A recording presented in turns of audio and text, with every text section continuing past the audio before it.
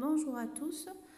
Alors, c'est le cours de biologie végétale, le 4e chapitre. On va faire la feuille. Alors, la feuille est une expansion latérale de la tige. Elle est insérée au niveau des nœuds. Il y a toujours un bourgeon axillaire collé au nœud.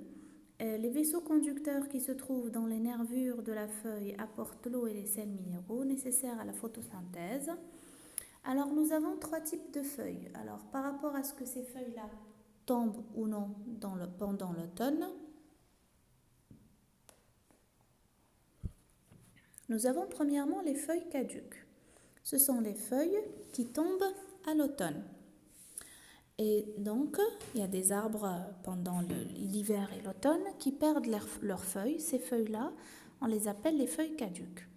Deuxièmement, nous avons les feuilles persistantes. Ce sont des feuilles qui ne tombent pas plusieurs années.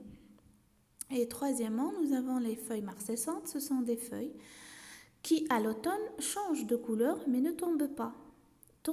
Elles tombent plutôt pendant le retour du printemps, c'est-à-dire on dit qu'elles tombent à la repousse. Ça veut dire quand les conditions du temps deviennent favorables, une bonne température, les feuilles vont tomber et donner de nouvelles feuilles.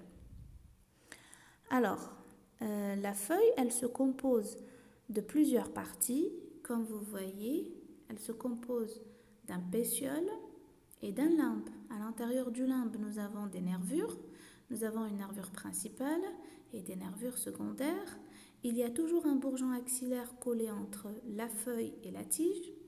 Alors, la petite tige qui relie la feuille à la tige principale, on l'appelle le pétiole.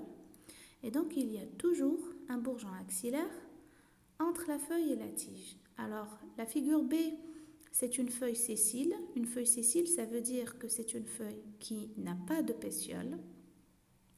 Et comme vous voyez, il y a toujours le bourgeon axillaire. Et la figure C, c'est une feuille composée. Ça veut dire quoi, une feuille composée? C'est une feuille dont le limbe n'est pas entier comme dans la figure A, mais plutôt il est découpé. On dit qu'il est découpé en plusieurs petites feuilles qu'on appelle folioles. Si vous remarquez, là où il y a les stipules, là il y a un bourgeon axillaire à l'intérieur, mais entre les folioles, il n'y a pas de bourgeon axillaire.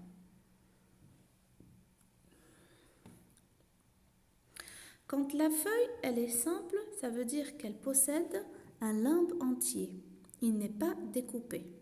Si ce limbe-là est découpé en plusieurs petites feuilles, la feuille, elle est appelée composée.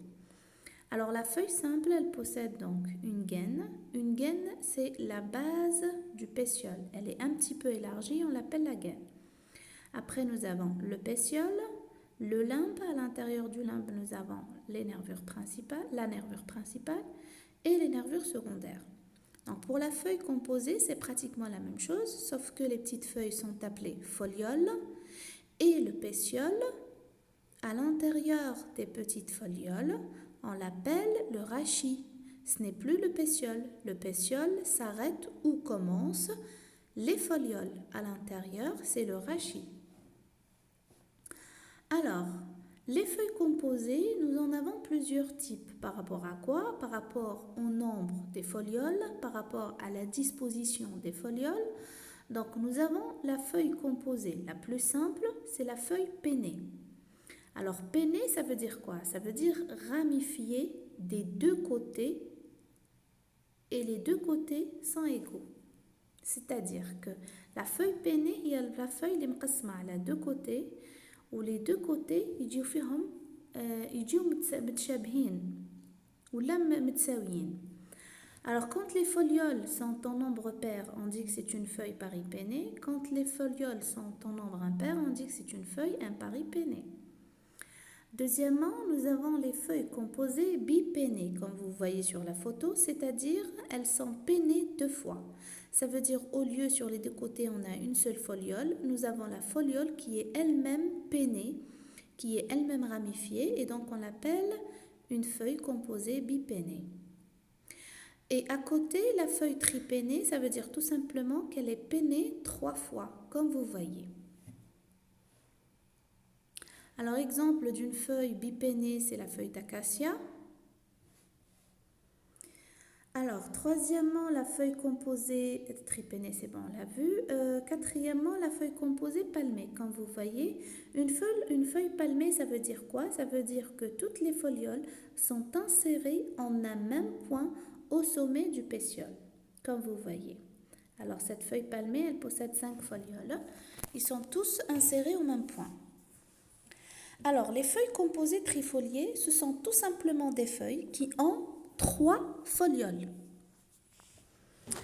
La feuille composée pédalée, comme vous voyez, alors elle présente un pétiole qui se divise en 3 pétiolules, comme vous voyez, latéraux, et ces 2 pétiolules à leur tour se ramifient 2 fois et chaque pétiolule se termine par une foliole.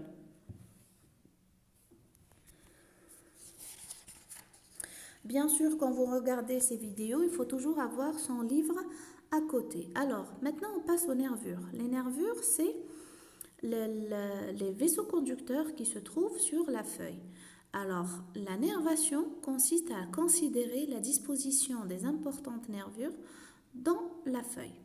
Alors, nous avons premièrement la feuille uninerve. C'est une feuille très étroite, et qui possède une seule nervure. Les feuilles parallélinerves ou innervation parallèle, c'est une feuille qui possède des nervures qui sont parallèles. Ce sont des feuilles qui sont caractéristiques des monocotylédones.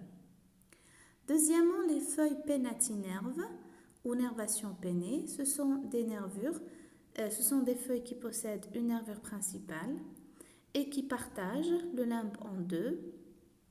Et il y a des nervures secondaires qui sont ramifiées à partir de la nervure principale. La feuille palmatinerve ou innervation palmée. Alors, nous avons ce concept de palmée. Comme on a déjà vu la feuille palmée, cette fois, c'est la feuille à nervation palmée. Alors, à nervation palmée, ça veut dire que toutes les nervures partent du sommet du pétiole et la nervure médiane restant la plus importante, les nervures secondaires partent d'un même point à la base de la nervure. Comme vous voyez, nous avons donc la feuille palmée, la nervation palmée, il y a toutes les nervures qui se développent à partir du même point. Après, nous avons la nervation pédalée. Alors, la nervation pédalée, comme vous voyez, il y a 3 nervures rayonnantes et les autres, ce sont des ramifications. Donc, nous avons 3 nervures très importantes. En dernier, la nervation réticulée, comme vous voyez, c'est comme un réseau quadrillé à l'intérieur du limbe. C'est comme s'il y a des carreaux à l'intérieur du limbe. Alors ça, c'est la forme du limbe, plutôt la forme de la marge. La marge, ça veut dire quoi? C'est le contour du limbe. Le muhit تاع النصل. Alors, cette marge-là, elle peut être entière, elle peut être dentée, crénelée, lobée, ondulée, denticulée, épineuse. Plusieurs formes, bien sûr, etc. Alors, maintenant, par rapport au pétiole, nous avons plusieurs formes des feuilles.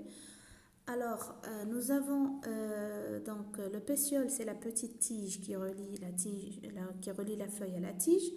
Donc, c'est la structure qui relie le limbe à la tige, parcourue par les vaisseaux conducteurs. Alors, chez certaines feuilles, il est absent, on dit que c'est une feuille sessile. Alors, nous avons la feuille décurrente, embrassante, engainante, perfolée, pétiolée, etc. On passe maintenant à la phyllotaxie. Alors, la phyllotaxie, c'est la disposition des feuilles au long de la tige. Alors, il existe 3 types de disposition. Premièrement, la disposition alterne. Alors, alterne, ça veut dire dans chaque nœud, il y a une seule feuille. La disposition opposée, ça veut dire que sur le même nœud, il y a 2 feuilles qui sont disposées à 180 degrés. Et la disposition verticillée, ça veut dire qu'il y a 3 feuilles ou plus, 4 ou 5, ça dépend, qui sont insérées toutes sur le même nœud. Alors, variation morphologique des feuilles, nous avons premièrement les feuilles épines. Et vous reconnaissez l'image, c'est un cladote qu'on a vu dans la tige. Donc, c'est les feuilles épines. Donc, c'est des feuilles qui se sont transformées en partie ou totalement en épines. Nous avons les feuilles vrilles. Ce sont des feuilles qui peuvent être en partie ou en totalité transformées en vrilles pour assurer la fonction de support ou de soutien pour certaines plantes. Comme vous voyez le phyllodes c'est un pétiole en fait. Un pétiole, oui, qui a la forme d'une feuille. Il est aplati et il possède une forme d'une feuille.